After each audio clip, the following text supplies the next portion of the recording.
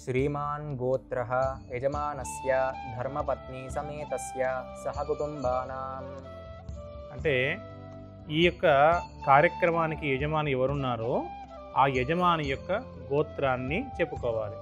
ఎవరికి సంబంధించిన వారి యొక్క సూత్రము ప్రవర ఉంటుంది కదా, వారి గోత్రానికి సంబంధించినటువంటి గోత్రాన్ని చెప్పుకొని తర్వాత వారి పేరు చెప్పుకొని వారి తర్వాత వారి యొక్క ధర్మపత్ని పేరు చెప్పుకొని వారి పిల్లల పేరు కూడా చెప్పుకోవడమే ధర్మపత్ని సమేతస్య సహకుటుంబస్య అని దీనికి అర్థం అన్నమాట. కాబట్టి ఎవరికి వారి యొక్క మూలమైనటువంటి ఋషులు ఉంటారో ఆ ఋషులకు సంబంధించిన ప్రవర ఉంటుంది.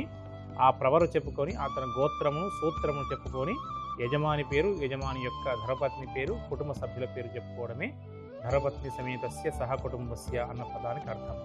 తర్వాత ఇప్పటి వరకు చిరునామా చెప్పుకొని కాలం యొక్క నిర్దేశాన్ని చెప్పుకొని తన యొక్క గోత్రాన్ని, తన యొక్క నామాన్ని, ధర్మపత్ని సమేత యొక్క శ్రీమతి యొక్క పేరు చెప్పుకోవడం ఒక భాగం అయితే, ఇప్పుడు ఏ సందర్భంలో ఏమి ఆకాంక్షిస్తూ ఏ ప్రయోజనాన్ని మనం కోరుకుంటూ చెప్పుకునేది ఇప్పుడు వస్తుందన్నమాట. సహకుటుంబానం అన్న తర్వాత అర్చక స్వామి ఏమంటారు, అస్మాకం అనుకోండి అని యజమానితో చెప్తారు. అంటే అస్మాకం అనుకోవడం అర్థం ఏంటంటే మాకు అని అర్థం అనమాట.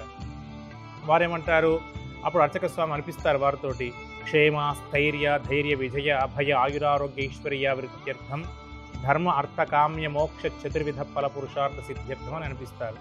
అంటే ఈ మోక్షం ధర్మము అనే యొక్క ప్రయాణంతోనే ధర్మ అర్థ కామోక్షములన్నీ కూడా కొనసాగాలి. ధనబద్ధమైనటువంటి సంపాదన, ధనబద్ధమైనటువంటి కోరిక, ధనబద్ధమైనటువంటి మోక్ష ప్రయాణం సాగాలని.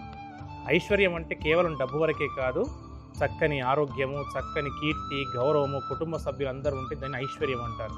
కేవలం అక్కడ మంత్రంలో ఎంతసేపు డబ్బు గురించి ప్రస్తావన లేకుండా ఐశ్వర్యము, ఆయురారోగ్య ఐశ్వర్య వృద్ధ్యర్థం అన్నారు. కాబట్టి ఈ శుభ ఆకాంక్షలను కూడా ప్రయోజనాన్ని మనం చెప్పుకుంటున్నాం. ఇప్పుడు చెప్పుకున్న తర్వాత మనము ఏ కార్యం కోసం ఈ సంకల్పం చెప్పుకుంటున్నామో అక్కడ ఈ సందర్భాన్ని కూడా చెప్పుకోవాలి. అంటే ఉదాహరణకు ఆలయానికి విచ్చేసేసి జన్మదినోత్సవం ఉందనుకోండి, అక్కడ జన్మదినోత్సవ సందర్భేన అని చెప్పాలి. వివాహ దినోత్సవం ఉందనుకోండి, అది చెప్పాలా. లేదు గణపతి పూజ చేస్తున్నాం, అది చెప్పాలా. లేదు చండీ హోమం చేస్తున్నాము, అది చెప్పాలా.